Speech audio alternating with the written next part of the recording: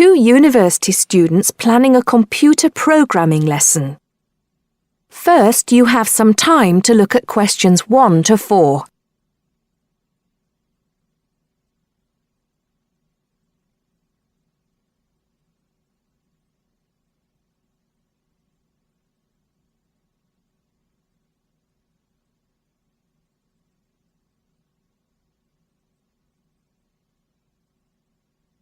Now listen carefully and answer questions 1 to 4. Hi, Hardeep. Is now a good time for us to plan that computer programming lesson we've been assigned? Hey, Don. I was just thinking about that, actually. Yes, let's get it out of the way now, shall we? I've got the instructions here. So, it says, design a 45-minute lesson for a class of 16 teenagers where they learn how to write a simple computer program in BASIC. Now, I know, of course, that BASIC is the computer language people used to use back in the 1980s when they wrote programs on microcomputers, but I'm not sure I feel very comfortable teaching anyone about it. Well, I did a bit of research yesterday and found out quite a few things, so I think we'll be okay. Great. So, what do you have in mind? Well, I think we should presume that none of the kids will know anything about BASIC. So why don't we start with a short multiple-choice quiz? It could focus on things like what BASIC is, what the letters stand for, when people used it, things like that. That sounds good. I guess it shouldn't take long. Just the first 5 minutes of the lesson, something like that. I don't think we should make the students do it on their own, though. That'd make it too much like a test. Shall we let them do it in twos so they can discuss their choices? Yes, good idea. Then we'll go through the answers with them as a whole group. Good. What next? Well, I've had an idea for the program they could write. I'll tell you about that in a minute. I think the key thing is, though, that before they actually sit at their computers, and I think we should presume that they're doing this lesson in a computer room, they make a flow chart of what they want the program to do. That's usually the best way to start writing a program. This flow chart will show all the different stages of the computer program, right? Exactly. It's probably best if the teacher stands at the board and everyone works on that together. Yes, otherwise they'll all come up with different flow charts and it'll get confusing. Precisely. I imagine making the flow chart will take about 15 to 20 minutes. Then they use that to write their computer program. Well, actually, I think there's a stage before that.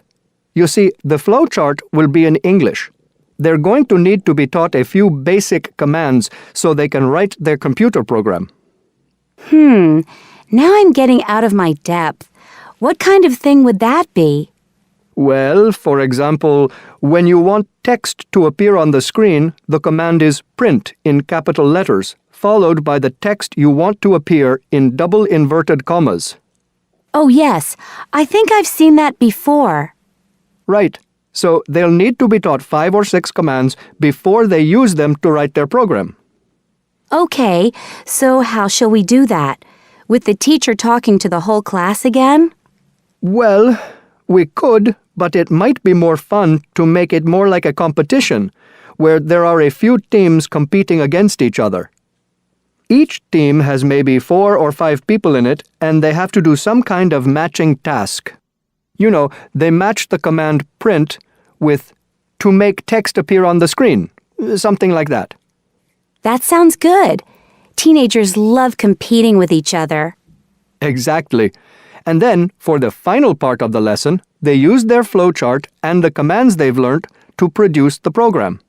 Let's presume, shall we, that there are 8 computers in the room, so that's 2 students for each computer. That sounds reasonable. So, tell me more about your idea for the computer program they're going to write. Before you hear the rest of the conversation, you have some time to look at questions 5 to 10.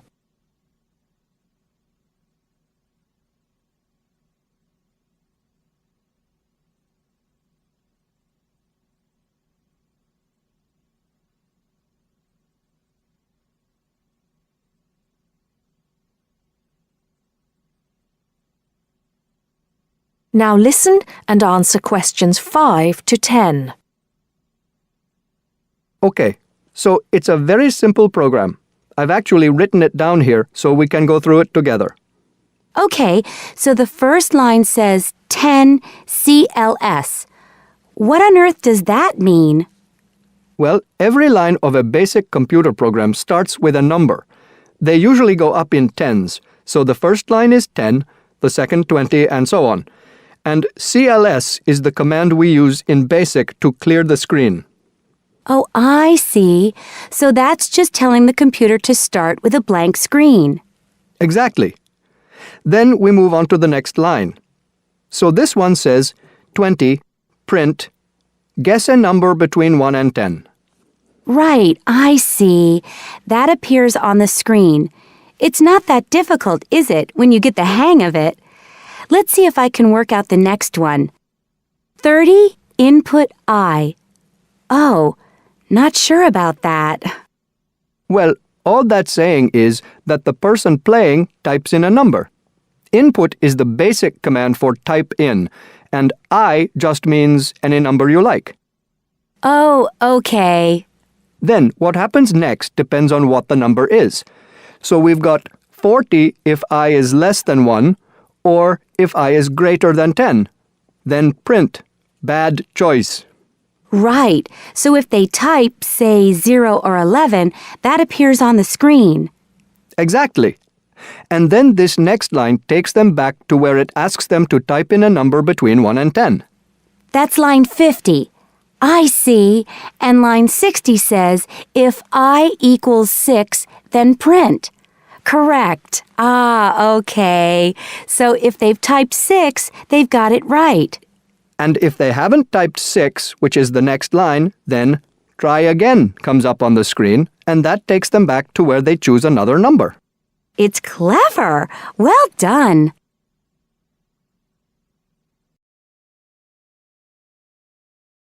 That is the end of part 1. You now have half a minute to check your answers.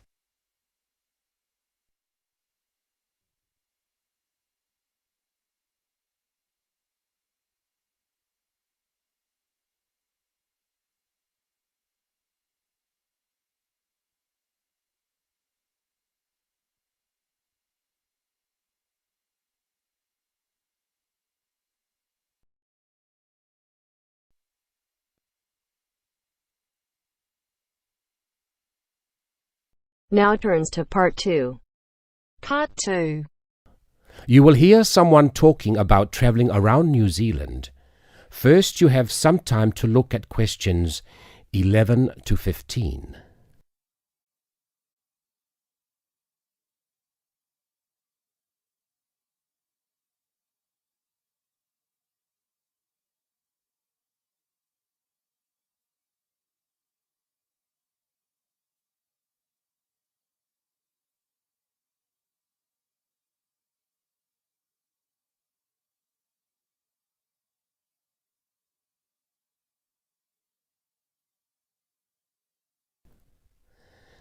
Now listen and answer questions 11 to 15.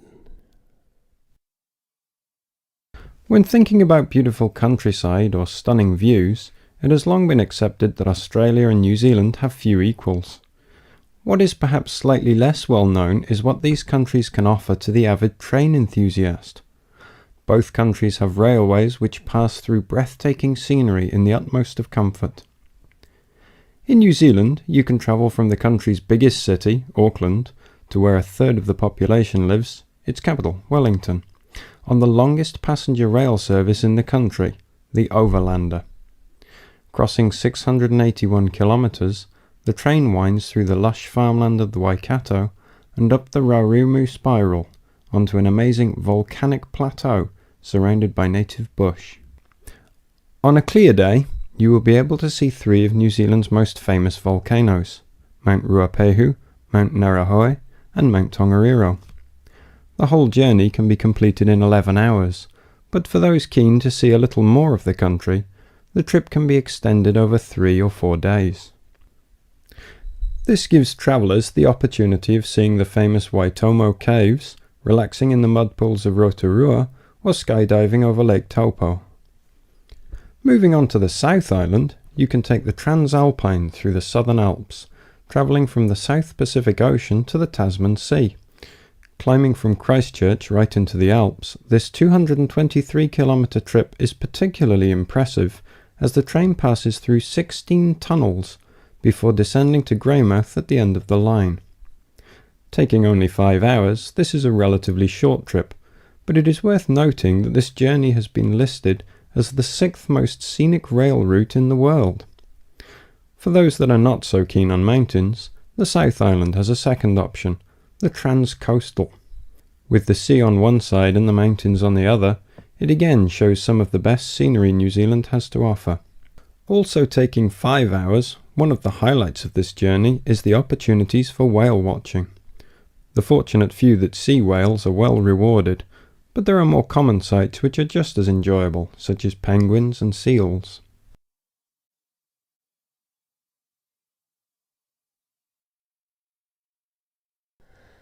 Before you hear the rest of the recording, you have some time to look at questions 16 to 20.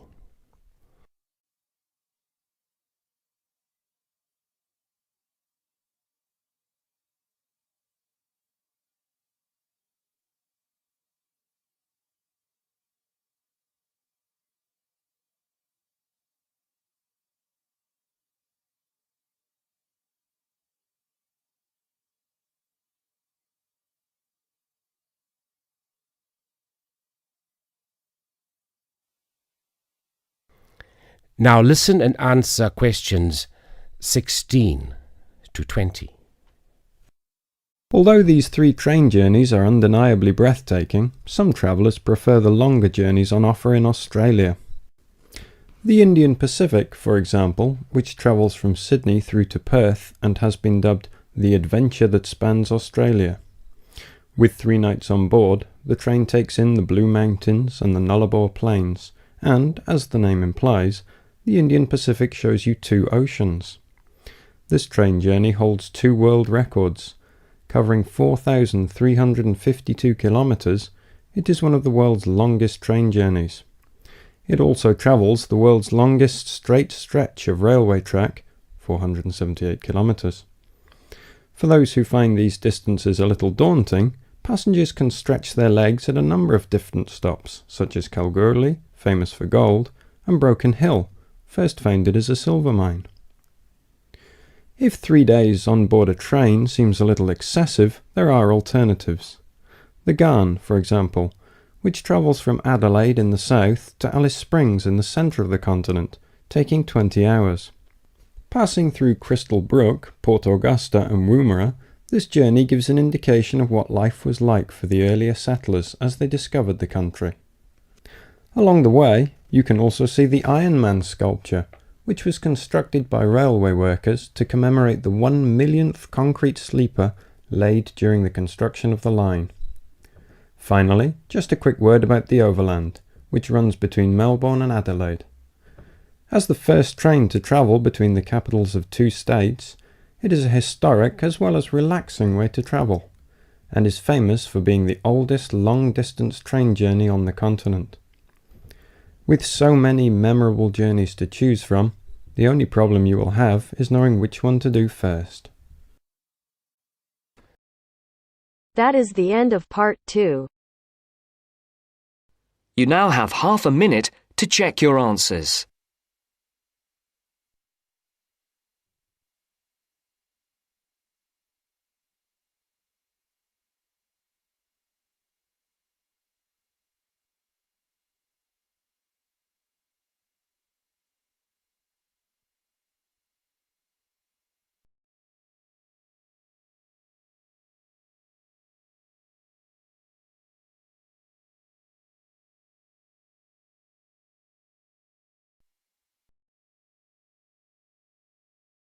Now turns to part 3.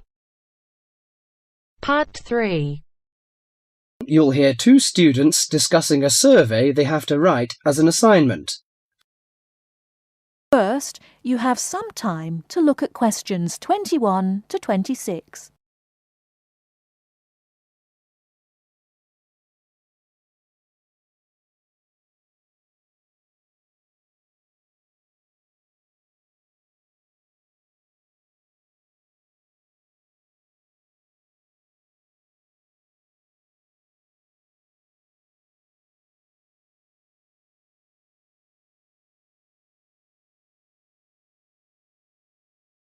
Now listen carefully and answer questions 21 to 26. How is your market research project going, George? Very well, actually, Anna. I've just got the results of the survey back, and so now I have to draw some conclusions from the information I've collected. That's good. I'm still writing my questionnaire. In fact, I'm starting to panic, as the project deadline is in 2 weeks, and I don't seem to be making any progress at all. What is your topic? Forms of transportation in the city. What about you? I've been finding out people's attitudes to the amount of violence on television. That's interesting. What do your results show? Well, as I said, I haven't finished writing my conclusions yet, but it seems most people think there is a problem. Unfortunately, there is no real agreement on the action that needs to be taken. Nearly everyone surveyed said that there was too much violence on TV. A lot of people complained that American police serials and Chinese kung fu films are particularly violent. The main objection seems to be that, although a lot of people get shot, stabbed, decapitated and so on, films never show the consequences of this violence. Although people die and get horribly injured, nobody seems to suffer or live with the injuries. Any children watching might take the heroes of these programs as role models and copy their behaviour. So, what did most people suggest should be done? A lot of people were concerned about how these films affect children. They are particularly worried that children will try to behave like the stars. The survey shows that violent programs should be broadcast after 10 p.m, when most children are already in bed. There is also a significant minority of people who feel that violent films should be banned altogether. Or how did people feel about the violence on news broadcasts? Most of the responses I have looked at have felt that violence on news broadcasts is more acceptable, as it's real. Although it's unpleasant, it is important to keep in touch with reality. Still, many people thought that it would be better to restrict violent scenes to late viewing.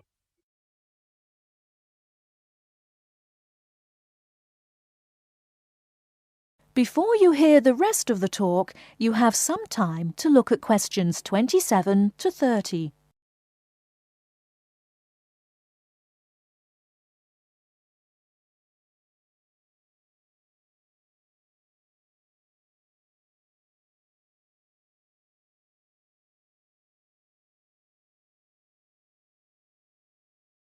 Now listen and answer questions 27 to 30. Your survey sounds very good. How many people filled it in? I gave out 120 and I got 70 back. That's a very high rate of return. Who did you give your questionnaires to? I gave a copy to every student in my hall of residence and a few to friends from other colleges. Don't you think that this will influence your results? How do you mean? The people in your hall of residence are all about the same age. They're all students and from similar backgrounds. Therefore, it is likely that they will have similar opinions. Your results represent student opinion, not public opinion. So how are you going to do your research? Well, I'm going to interview my respondents in the shopping mall. What I'll do is ask people if they have 5 minutes to spare to answer a few questions. If they agree, I will ask them some multiple-choice questions and tick off their answers on my sheet. Isn't it very difficult to ask meaningful questions using multiple choice? Yes, it is. The secret to writing a successful survey is to write simple multiple-choice questions that target the information you're looking for. There, it's better to write a lot of short, specific questions than longer general ones. So that's why it is taking you so long to write. Yeah, but I hope I'll be ready to start interviewing at the weekend. That is the end of part 3. You now have half a minute to check your answers.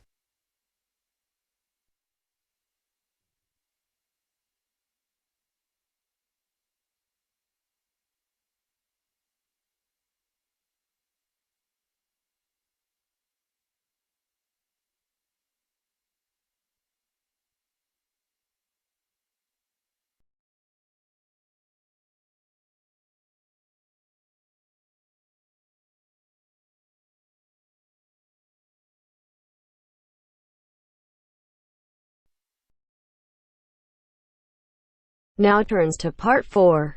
Part 4. You will hear a tutor giving some business students instructions about a finance project. You now have 30 seconds to read questions 31 to 36.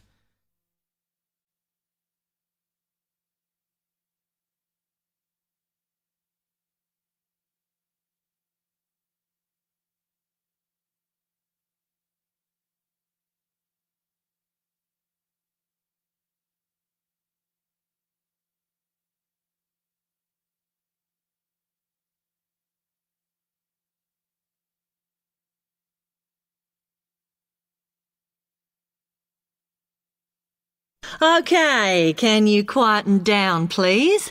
Now, today I'm going to talk to you about your assignment. We've been studying the effects of the exchange rate, so I'm going to give you a project to do on this. Right, can you make some notes while I'm talking? The first thing that I'd like you to do in order to prepare this is to select where you're interested in.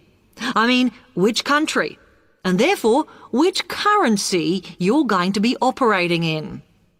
OK, now the purpose of the project is to make money, and I'm hoping some of you will make a significant amount. So, I want you to suppose that you have £100 that you will have to invest purely in the rises and falls of the exchange system. In other words, you'll be trying to predict rates. This is a project that you'll be doing together, but before you work together, you'll have to go off and research what you need to know about the economy of that country and how well it's doing or is expected to do in the near future. You could all make up a little information sheet with your notes on, clearly legible, because then I want you to get together, we can do that next week, and to go round and read about each other's countries. When you see how well or badly each country is doing, I want you to decide what your exchange rate is going to be against all the other currencies. After that is all sorted, what you're going to do is go round the other students and attempt to sell your money to the others. Remember, this will depend on the success of your country's economy and the rate you fixed for your currency. Now, you're not allowed to just swap currencies with each other, but you may wish to buy from the other countries. But you must do a proper transaction. All the way through this, you must keep your accounts properly for each transaction. I'll give you 1 week to do this, and then we will set a time for the deals to finish, a bit like the stock exchange. And at that point, I will ask you to calculate how much you have made. Is that clear? You now have 30 seconds to read questions 37 to 40.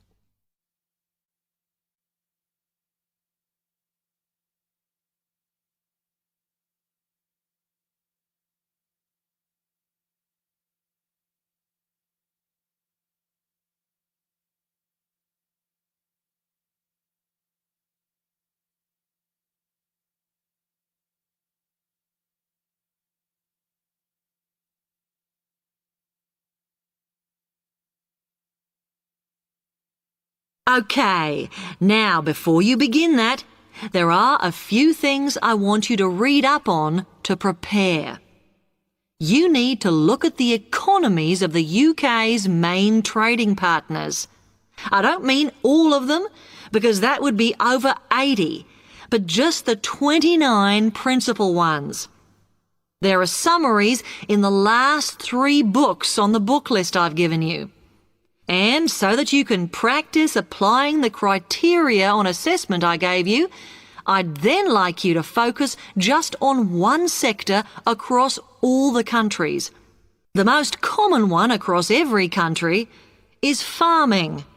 But as much agricultural produce is for domestic consumption, I'd like you to look at manufacturing. Then I would like you to do a detailed investigation of one particular aspect. I was going to give you a choice, but I think as we've just started the course, it's better if we all look at the same thing and then we can discuss it in the seminars. So the thing I'd like you all to look at is fluctuations in import prices. Now, you need to do all that before you start the project, as it will help you assess the economies of the countries you'll be representing in the project. Don't worry, you've got plenty of time. Exam week is December the 8th. Then it's the holidays until January the 6th, so I don't need the project in till February the 5th. Is that okay? Now, any questions on this? Because it That is the end of part 4.